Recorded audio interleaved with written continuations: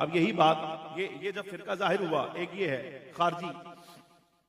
मजे की गल तुहानू सुनावां बड़ी वधिया, अगर तुसीं हाज़िर हो लुत्फ आ जाए कसम खुदा पाक दी।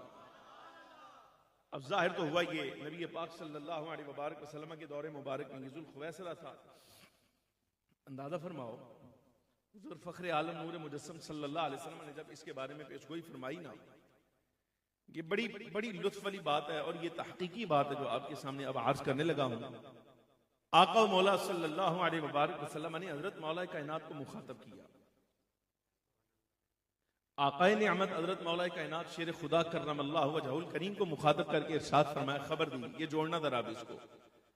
फरमाया अली, जिस तरह मेरे साथ तंजील कुरान पर जंग हुई है ना, ऐसे ही तेरे साथ तावील कुरान पर जंग होगी। कुरान नाजिल हुआ तो मेरे साथ इख्तिलाफ किया गया।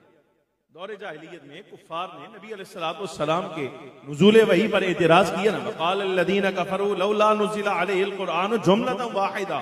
ये है तंजील कुरान पर एतराज। मौला कायनात से फरमाया एक दौर आएगा अली कि उस जमाने में तेरे साथ तावील कुरान पर जंग की जाएगी। हुण जवाब दे कि सारियां दा ओ बेईमान आदमी जिसने कहा था ना कि खलीफा अव्वल के मुखालिफ काफिर, खलीफा सानी के मुखालिफ भी काफिर, खलीफा सालिस के मुखालिफ भी काफिर, लेकिन ये तुम्हारी दियानतदारी नहीं। हम पर एतराज करके उसने कहा कि मौला कायनात की बात आए तो उनके साथ जंग करने वालों के बारे में कहते हो कि वो सियाबी है। ये एतराज गुजरे आपकी नजर से? शायद हो सकता है तुम्हारे मुंह में भी किसी के हो ये बात। हजरत सिद्दीक अकबर के मुखालिफ को देखा जाए तो तमाम अहले सुन्नत का कौल कि हजरत सिद्दीक का मुखालिफ काफिर है। हजरत उमर का कौल देखा जाए आपका मुखालिफ काफिर है। हजरत उस्मान का दौर आए मुखालिफ बुलवाई हैं, मिस्री हैं। और मौला कायनात की बात आए तो कहते भाई इनको कुछ नहीं कहना, ये सियाबी हैं।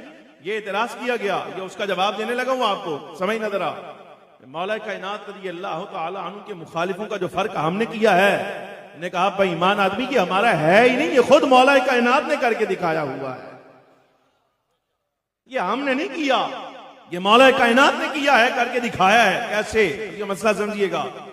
मौला कायनात रज़ियल्लाहु तआला अन्हु से फरमाया कि अली, जिस तरह मेरे साथ तंजील कुरान पर जंग हुई है, तेरे साथ तावील कुरान पर होगी।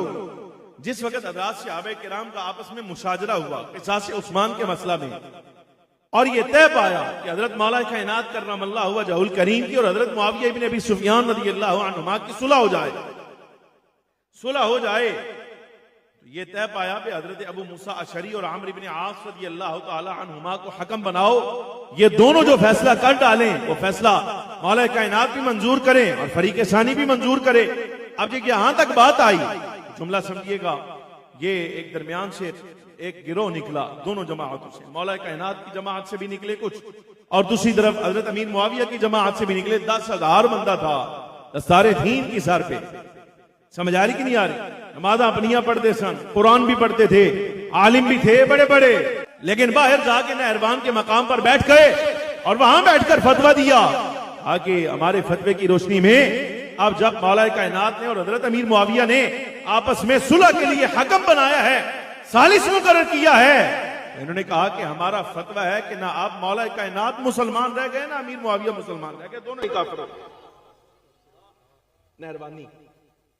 मेहरबानी बड़ी बारीक बहस है ये। आपको फंसाया वो रत्ते साहिब ने। समझ आ रही कि नहीं आ रही? देखो आपको वो रत्ते साहिब ने फंसाया, और उससे पहले वो जिसके पीछे आप लगे थे उसकी लॉजिक देखकर मोहम्मद का बेईमान तरीन आदमी ये जनाबे वाला फंसाया। उसने आपको ये कहकर कि मौला कायनात के मुखालिफ के बारे में आपने कहा वो सियाबी है। आप मसला समझना, हजरत मौला कायनात कर्रमल्लाहु वजहुल करीम जिस वक्त ये नहरवान के मकाम पर बाहर जा बैठे, हजरत अब्दुल्लाह इब्न अब्बास रज़ियल्लाहु तआला अन्हुमा हाजिर हुए कि हुजूर की करना है, और मैं फौज लाओ इन्हां दे बारे। चलो नहरवान के मकाम नबी पाक सल्लल्लाहु अलैहि वसल्लम ने बशारत दी हुई थी, फरमाया था कि मेरे साथ तंजील कुरान पर जंग हुई है, तेरे साथ तावील कुरान पर होगी। मौला कायनात फरमाया कि हुजूर ने बशारत दी है, हम लड़ने के लिए तैयार हैं, चलो मैदान में। 10,000 बंदा, 10,000 मौलवी साहब जनाब अली जानी, 10,000 बंदा मौला कायनात का मुखालिफ। मौला कायनात रज़ियल्लाहु तआला अन्हु जिस वक्त आप मैदान में आए तो आप अपनी फौज की जिस वक्त तादाद देखी गई तो तादाद 3,000। मौला कायनात की जो है जमात, इसकी तादाद 3000 और ये जो खवारिज थे इनकी तादाद 10,000। लेकिन हजरत अब्दुल्लाह इब्न अब्बास रज़ियल्लाहु तआला अन्हुमा ने कहा कि हुजूर मुझे मौका दीजिए, मैं इनसे मुबाहिसा करना चाहता हूं, मैं मुनादरा करना चाहता हूं, अगर आप इजाजत दें तो मैं मुनादरा करके इन पर इत्माम हुज्जत ना कर लूं। हजरत मौला कायनात करमल्लाहु वजहुल करीम ने फरमाया, इब्ने अब्बास तेरी ख्वाहिश अपनी जगह, हम एहतराम करते हैं, लेकिन क्या तुझे मालूम नहीं कि इनका इलाज मुनादरे में नहीं बल्कि इसमें है। वो इन्हां दा इलाज ही नहीं जिहड़ा तुसीं करना चाह रहे।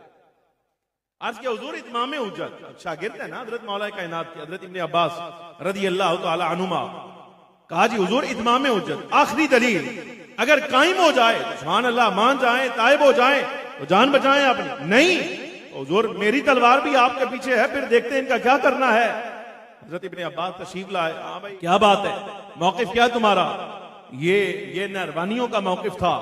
गिरामी कदर हाज़रीन, इन्होंने कहा कि हजरत मौला कायनात और अमीर मुआविया बिन अबी सुफियान रज़ियल्लाहु तआला अन्हु अजमईन कहा कि ये हकम बना के सालिस मुकर्रर करके दोनों जमाअतें काफिर हो गई हैं, हम इन्हें मुसलमान ही नहीं मानते। हजरत सैयदना अब्दुल्लाह इब्न अब्बास रज़ियल्लाहु तआला अन्हु कुरान अजीज की 3 आयात कायम फरमाई कि इनका नजरिया गलत है, नहीं माने जिस वक्त, वो तफसीली एक मसला है। वापिस आकर कहा हुजूर मन्ने कोई नहीं, आप ठीक फरमा रहे हो, इन्हां दा इलाज ऐदे च नहीं बल्कि ऐदे च है, हुजूर बिस्मिल्लाह। अब जब मुकाबला हुआ, ये शोरिस्तानी का जुमला है, आज भी चमक रहा है तारीख पर, जुमला समझना। अब सामने खवारिज की तादाद, ये तुम्हें जिसने सबक पढ़ाया गलत पढ़ाया कि इफ्तिराक हमने किया है, ये आला हजरत फाज़िल बरेली की इजाद है, ये फाज़िल बरेली की नहीं बल्कि खारजी उल मज़हब, पहला फिरका मसले के हक अहले सुन्नत व जमाअत के खिलाफ और सिराते मुस्तकीम का मुखालिफ। ये को आला हजरत के दौर में नहीं हुआ, नबी पाक सल्लल्लाहु अलैहि वसल्लम के दौर में हुआ है। ये तहकीक है, ये इल्म किताब है। और दूसरा भी वो जो असहाब का मुखालिफ है, ये नबी अलैहिस्सलातु वस्सलाम के अहले बैत का मुखालिफ यानी खाजरी, और दूसरी तरफ वो जो राफजी हैं, दावा करते हैं अहले बैत की मोहब्बत का। कभी आपने टो लगाई है कि इनका इखराज कब हुआ है, ये कब निकले हैं? भाई उम्मत का इफ्तिराक तो इन्होंने किया है। अब मसला समझिएगा, मौला कायनात करमल्लाहु वजहुल करीम की जमात जो है वो 3000 पर मुश्तमिल और मेहरबानियों की तादाद 10,000, यानी 3 गुना बड़ी फौज है खारजियों की। लेकिन शोरस्तानी का जुमला आज भी चमक रहा है, ये सुन्नत जरा तुम्हारे दिल ठंडे हो, अगर मौला कायनात के मानने वाले हो तो तबीयत राजी हो जाएगी। जुमला क्या है? और मैं 10,000 बंदा इनका, बेईमानों का, खारजियों का, सरकार के मुखालिफों का, हुजूर के असहाब को काफिर कहने वालों का 10,000 पर मुश्तमिल। जब मौला कायनात की तलवार बाहर आई है, फरमाया 10 भी जिंदा नहीं बचे। यार क्या वो मंजर होगा, 10,000 गर्दन पड़ी हो मैदान में, 10,000 गर्दन, कोई लिहाज नहीं किया मौला कायनात ने इनका। मसला समझो, 10,000 बंदे में से 10 बंदा भी जिंदा नहीं बचा।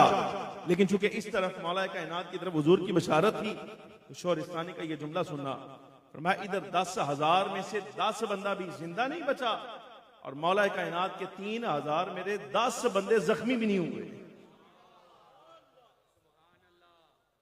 यार 10 बंदे जख्मी नहीं हुए। अब ये है वो जमात जिनको कहा गया भाई ये बेईमानों की जमात है।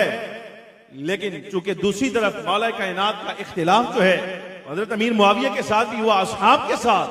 सामीने गिरामी कदर वहां ये जुमला हजरत मौला कायनात ने खुद कहा, अब ये फैसला आपने करना है, इनको छोड़ा नहीं। और मौला कायनात ने उनके बारे में फरमाया, जिस वक्त पूछा गया जो ये मुखालिफ आने वाले काफिर हैं, फरमाया नहीं। फासिक हैं, फरमाया नहीं। ये काफिर भी नहीं, फासिक भी नहीं। हुजूर कौन है? फरमाया इख्वानुना, ये हमारे भाई हैं। बगौ अलैना, हाँ अपना हक हमसे शुबे के साथ तलब कर रहे हैं। समझ आई कोई नहीं? ये फर्क है, हमने नहीं किया मेरे भाई, ये नबी पाक सल्लल्लाहु अलैहि वसल्लम ने उस वक्त कर दिया था। ये जो कहा गया हमारे जिम्मे लगाया गया, मौलवियों ने इफ्तिराक किया है, उम्मत को तकसीम किया है। इससे बड़ा जाहिल कौन कि जो मसला सरकार के दौर में पेश आया, आपको कहता है कि इन्होंने किया है। भाई हमने नहीं किया, ये खारजी हुजूर के दौर में जाहिर हुए। राफजियों के बारे में नबी पाक सल्लल्लाहु अलैहि वसल्लम ने खुद पेशगोई फरमाई है। यानी इसका मतलब यह हुआ, अगर देखा जाए तो सहाबा का मुखालिफ भी हुजूर के जमाने में हुआ है। और हुजूर की आल औलाद का मुखालिफ भी हुजूर के जमाने में हुआ है। इसलिए तो आका ने फरमाया था, फरमाया निजात हो पाएगा जो ना असहाब का मुखालिफ है ना अहले बैत का, बल्कि नाजी वो है जो मेरे तरीके पर होगा और मेरे सहाबा के तरीके पर होगा।